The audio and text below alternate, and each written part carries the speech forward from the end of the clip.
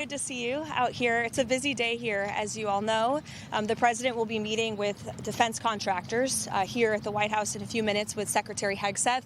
This is a pre-scheduled meeting, and the purpose of it is to talk about the president's aggressive and fierce support for rapidly increasing the ability of U.S. manufacturers to produce American-made weapons, which we know are the best in the world. The president signed an executive order on this earlier this year. This is a long-held policy objective of this administration, and so he'll be speaking directly with these defense contractors. But of course, as the president has maintained, we have more than enough ammunition, weapons, stockpiles to achieve the objectives of Operation Epic Fury and beyond. After that, you'll be hearing from the president directly at 4 p.m. in the East Room at the College Sports Roundtable. We have coaches and we have scholars and we have athletes from around the country who will be joining. I know some lawmakers will be up there as well. President, again, a long-sought goal is to fix college sports, and so he'll be holding a roundtable to hear from all of these great people in this afternoon, and you'll see him up there as well. Why don't we take a few questions?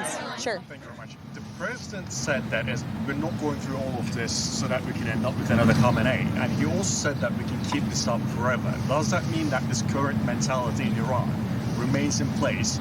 You're going to have to keep doing the fight.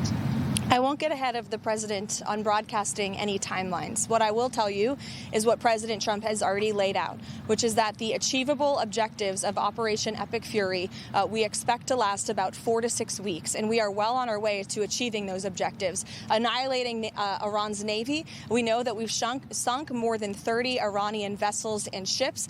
Their navy has now been deemed combat ineffective, taking out the ballistic missile threat that Iran posed to the United States and our troops and bases in the region.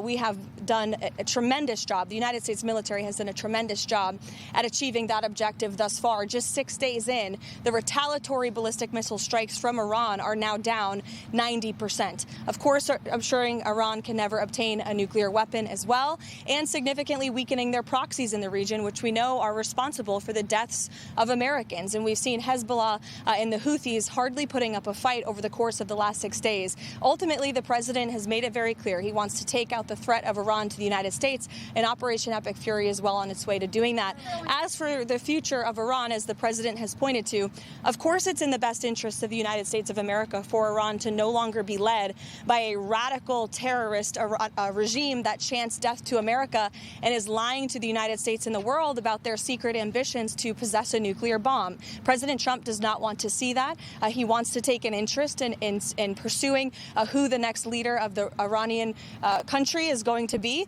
and that has yet to be seen, and the president is discussing it and deliberating it. Kristen. You just said on Fox that it doesn't really matter if Russia is giving Iran information about military assets. Why doesn't it matter if U.S. military is put in danger by Russia, and is that what the president believes as well?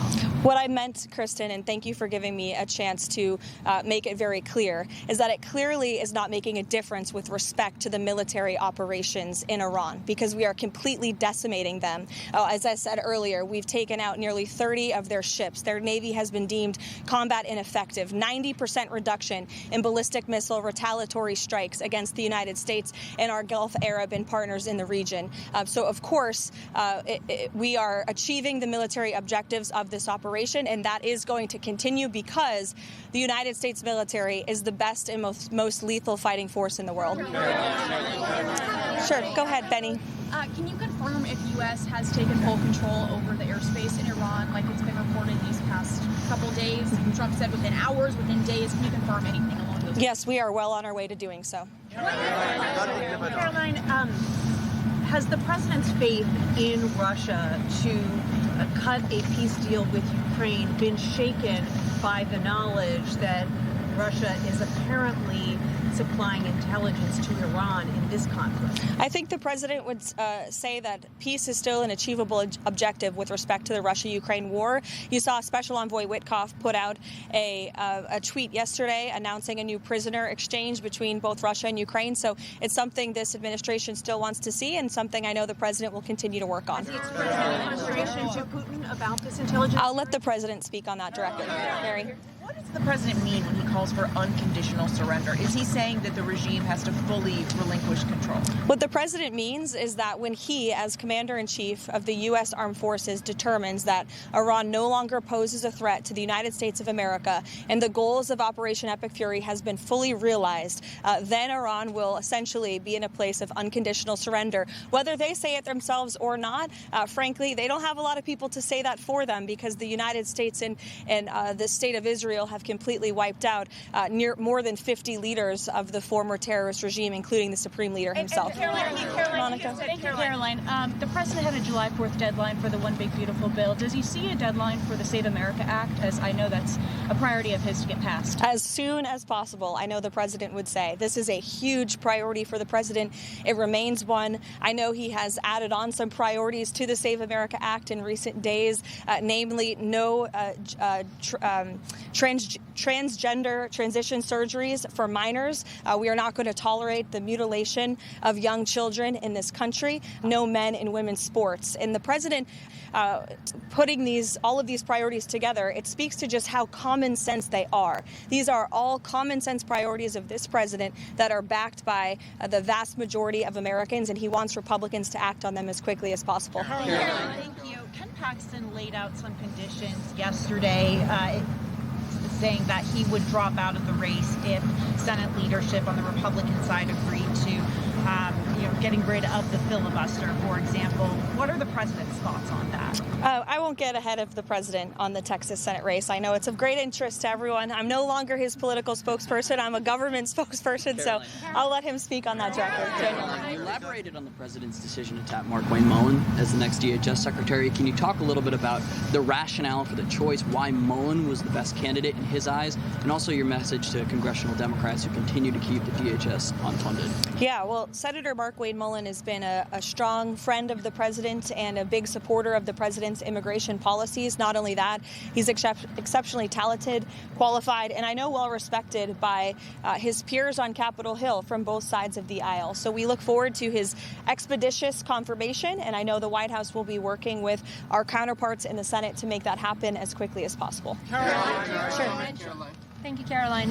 The president has said he wants to be involved in Iran's future. He has also called the son of Supreme Leader Khamenei a lightweight, and he has also said that United States strikes have taken out the potential candidates. So does the United States now have any candidates, or looking at candidates who may lead Iran for the future? I know there's a number of people that our intelligence agencies and the United States government are looking at, but I won't get any further on that. Sure. Is the president satisfied with the pace of the investigation into whether the U.S. military did hit that Iranian school? Is the White House concerned that this was the United States? Again, as I said at the briefing 2 days ago, I don't have any updates with respect to the investigation. I would expect those to come from the Pentagon. Sure, Haley. That the U.S. was operating in the region of the school. Again, I don't have any updates for you on the investigation. Those will come from the Pentagon directly. Haley. Russia should use repression for providing intelligence to the Iranians to target the U.S. military? Again, I'll let the president speak on that directly. Do you have any comment, Sure. Caroline, do you have any comment on the MAGA influencer divide on the Iran war? It seems like everyone X's, everybody's going at each other. Any message to both sides of the aisle? I would just remind people, X is not real life. This president lives in the real world. And with respect to MAGA, President Trump is the leader of MAGA. He's the creator of the MAGA movement. And there is nothing more America first than taking out terrorists who have maimed and killed our own servicemen and women, who chant death to America and who pose a threat to the homeland. And so President Trump is a leader of the peace through strength foreign policy doctrine. He attempted peace through diplomacy exhaustively and extensively with the rogue Iranian regime. And so they have been struck with the strength and the sheer might and will of the United States Armed Forces. And President Trump has proven he's a man of his word. If you go back and look, not just over the past year as president, but in his first term and in many years in his private life as well, when he has said that the Iranian regime can never obtain a nuclear bomb, well, now he's finally acting on it. And he has the courage to do what so many presidents in the past did not. We'll see you guys later.